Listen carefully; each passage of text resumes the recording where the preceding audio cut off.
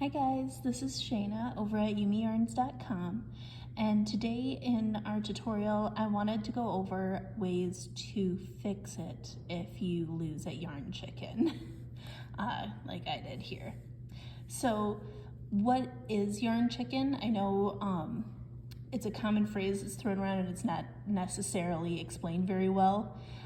Basically, kind of like playing chicken when you're a kid, where you guys run at each other and whoever turns away first is the loser, basically.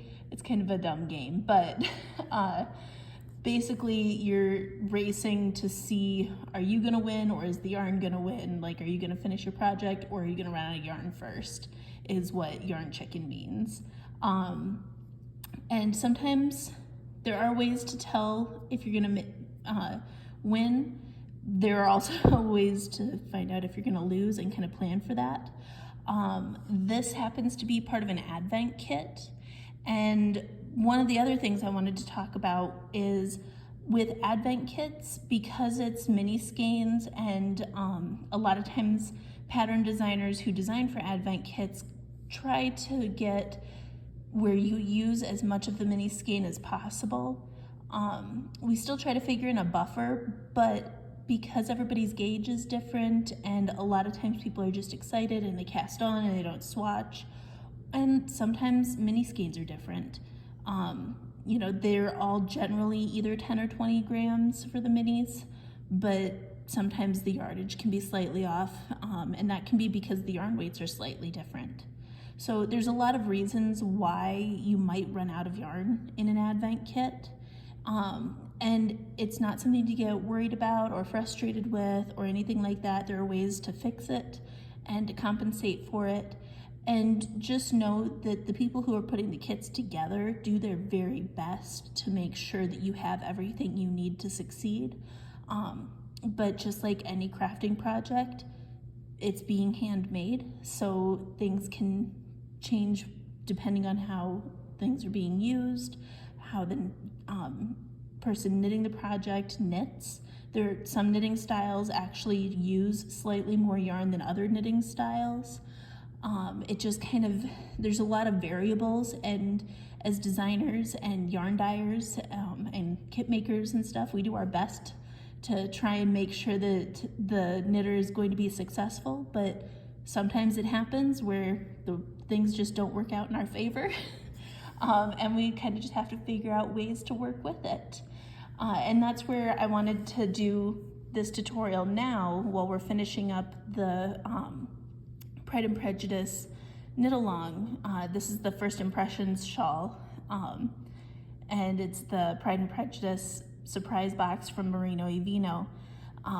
And she did a great job with the kit and everything. I just wanted to make this video to show you guys some ideas of what to do if you end up in a situation like this where you get short on yarn or something like that as you're knitting.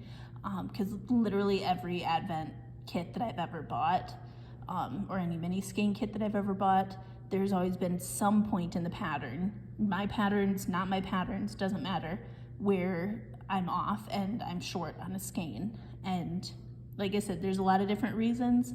More often than not, it's because I didn't swatch. I just jumped into the project, and usually my gauge is off from what the designer recommended. But, you know, it could be a lot of the other factors too. So the important thing is, don't worry about it. We've got some solutions for you. So what I do usually, because I love my mini skeins that come with the kit and I want to really use them, when I see that I'm running close to running out of one, I will knit to the end of that mini skein. And then my favorite thing to do, this pattern happens to have a fade between the colors, which means there's this chunk of color, and then there's a stripe of the next color, and then a stripe of the first color, and then a stripe of the next color, and then a stripe of the first color, and then we go into the next color. And that way you get a more subtle shift. And so you'll see that I've started that here, and I'm on the last row of this bright blue color, and I'm running out.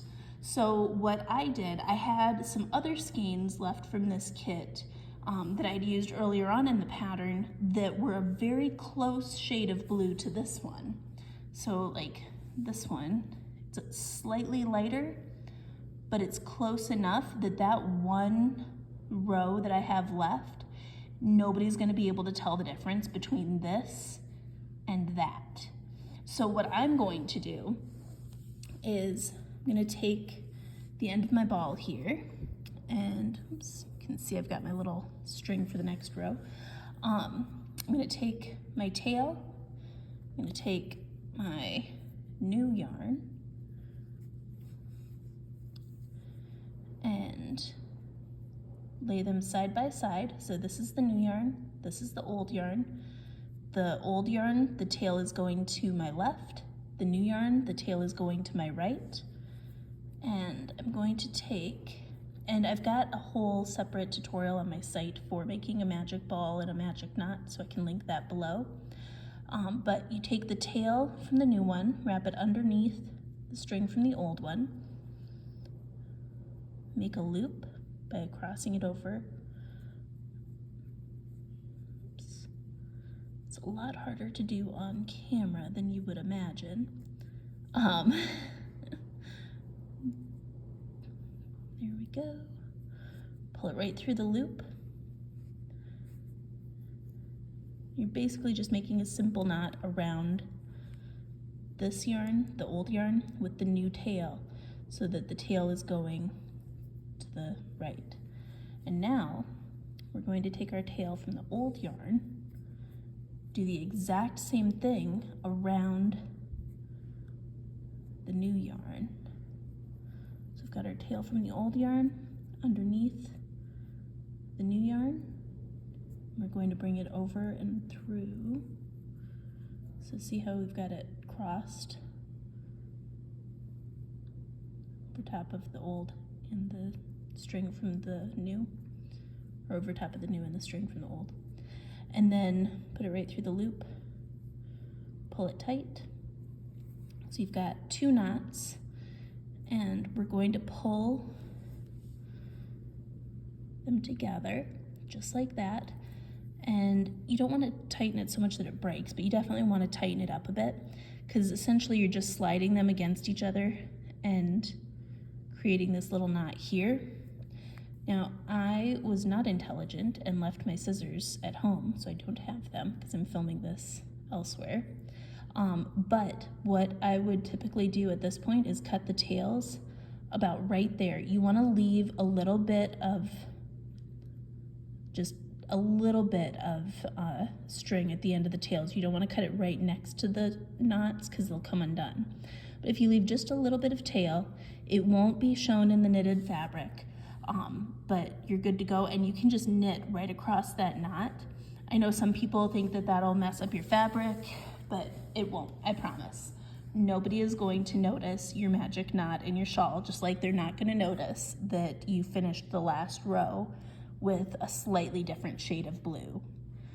Now, what do you do if you don't have a yarn that's similar to that, or you don't have any leftovers from other skeins in your kit?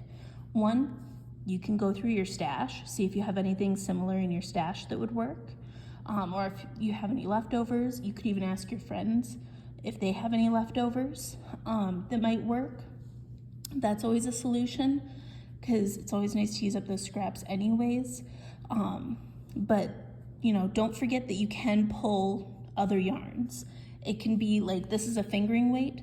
I could go into my yarn stash and grab any fingering weight to replace this with, as long as it's not like a drastically different put up.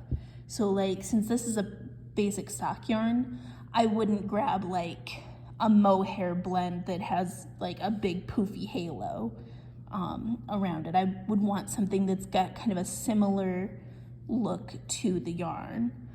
Similarly, I wouldn't do like a cotton yarn where this is a wool yarn. I wouldn't add a cotton yarn onto it to try to make it look the same. The cotton yarn isn't going to act like a wool yarn will. So you want to keep it similar in the type of yarn that you substitute, but it's okay, like This is a, I believe it's a 75-25 wool nylon blend. It's okay to get, like, if you have an 80-20 wool nylon sock yarn.